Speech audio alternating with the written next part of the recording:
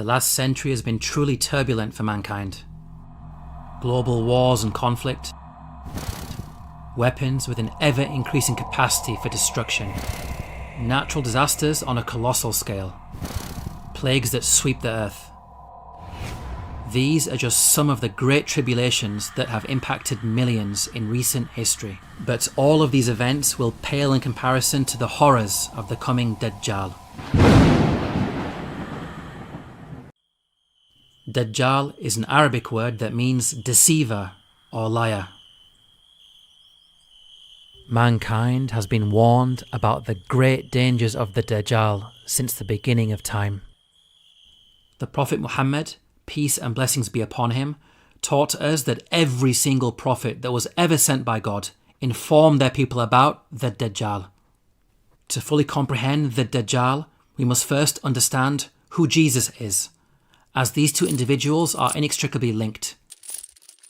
Muslims believe in Jesus, who Islam teaches is a great prophet and messenger sent by God.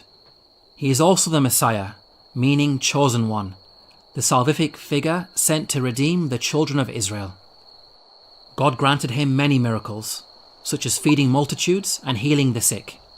Despite such signs and wonders, he was rejected by the majority of the children of Israel and had only a handful of followers. Compared to Jesus, the Dajjal is a false Messiah. He is the Antichrist, as he is the opposite of Jesus in many ways.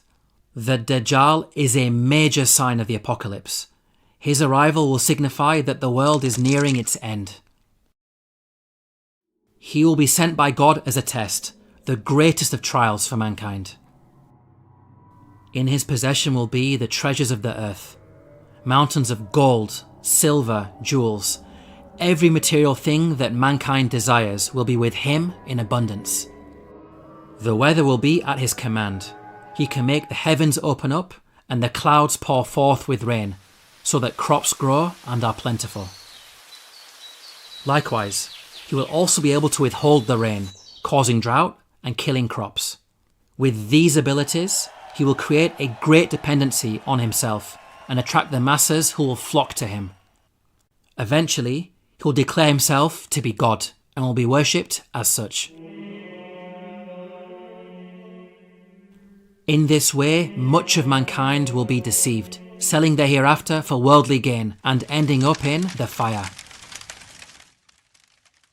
The Prophet Muhammad, peace and blessings be upon him, warned us to stay away from the Dajjal. He said that a Muslim will go to the Dajjal considering themselves a believer and will end up following the Dajjal because of the miracles on display. God's ultimate test with regards to the Dajjal is to see who will heed the warnings of the prophets to stay away from him and who will follow and worship him. Now you may be thinking that the Dajjal is some far-off threat that will happen long after you're dead and buried, so why worry about it? But the reality is that our hearts and minds are already being conditioned and programmed to accept the message of the Dajjal, and many of us don't even realise it. New atheism, which is a liberal atheistic movement that has been sweeping the West for the last few decades, is priming the world for the Dajjal's arrival. What are the principles of new atheism? Firstly, the rejection of religion. Religion is undermined through mockery and the normalization of blasphemy. Secondly, empiricism. This is the idea that one should only believe in what can be experienced through the senses. If something cannot be seen, touched, smelt or heard, then it cannot be accepted. God and all aspects of the supernatural are therefore rejected. Thirdly, materialism, emphasizing worldly matters above the spiritual and claiming superiority based on scientific and technological advances.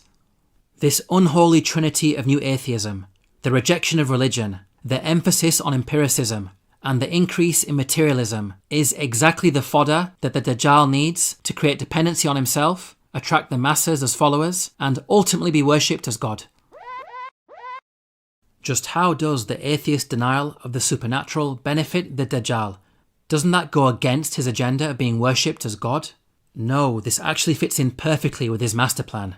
People who disbelieve in God and have rejected all aspects of the supernatural, just imagine how they're going to react when they see the Dajjal. They're going to lose their minds And no doubt they will accept his claim of divinity without question, because they'll be witnessing things they cannot comprehend.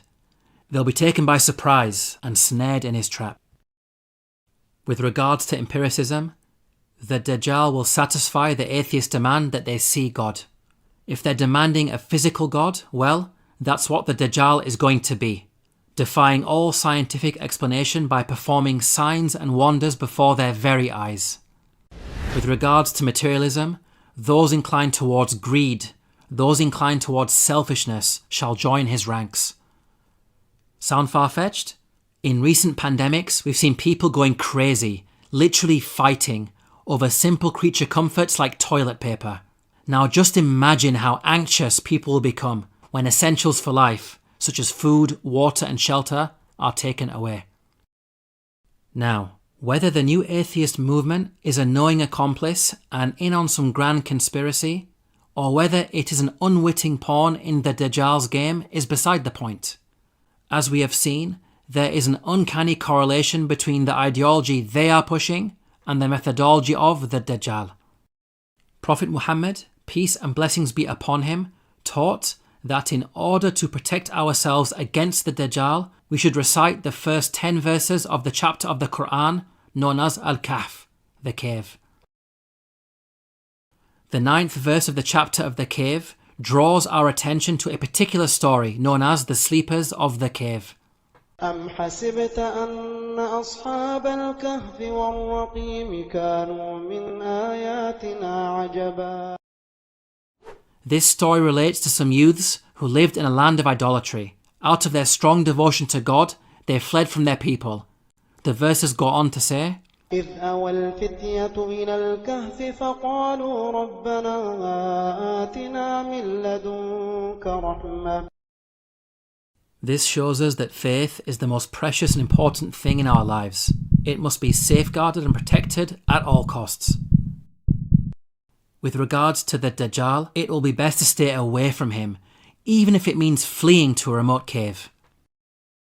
وربطنا على قلوبهم إذ قاموا فقالوا ربنا رب السماوات والأرض لن ندعو من دونه إلها لقد قلنا إذا شططا.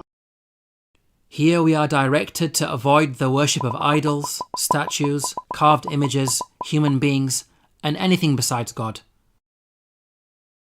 This goes directly against the Dajjal's plot to be worshipped as God.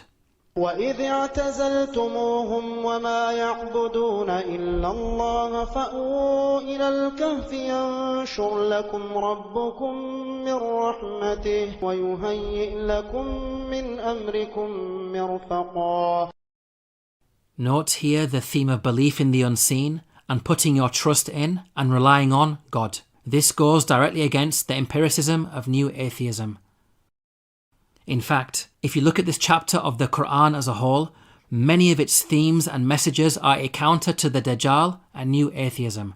For example, the story of the man and the garden. وَاضْرِبْ لَهُم مَّثَلَ الرَّجُلَيْنِ جَعَلْنَا لِأَحَدِهِمَا جَنَّتَيْنِ مِنْ أَعْنَابٍ وَحَفَفْنَاهُمَا بِنَخْلٍ وَكَانَ لَهُ ثَمَرٌ فَقَالَ لِصَاحِبِهِ وَهُوَ يُحَاوِرُهُ أَنَا أَكْثَرُ مِنكَ مَالًا وَأَعَزُّ نَفَرًا وَدَخَلَ جَنَّتَهُ وَهُوَ ظَالِمٌ لِنَفْسِهِ قال ما أظن أن تبيد هذه أبدا.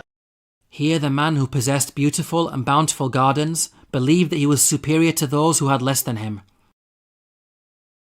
This reminds us of the arrogant new atheist narrative that we are superior to the religious people of the past just because we lead more comfortable lives and have better possessions. Our worth as a society should not be measured in material terms, such as wealth and technology, but rather how we treat the weakest and most vulnerable. In this regard, the modern world is failing miserably. Finally, these verses remind us that material things are temporal, and one should not put their trust solely in them to the extent that they neglect God. By contrast, the hereafter is eternal, everlasting. In summary, we can see that the plots of the Dajjal and the pillars of new atheism are explicitly denied throughout this chapter of the Quran. It's important to understand the reason why the Prophet Muhammad, peace and blessings be upon him, directed us to the chapter of the cave for protection.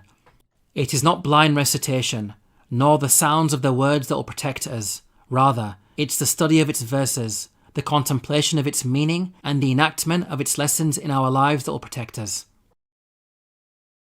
To learn more about the Dajjal and signs of the end times, please download your free copy of the book, The Forbidden Prophecies, at the link below.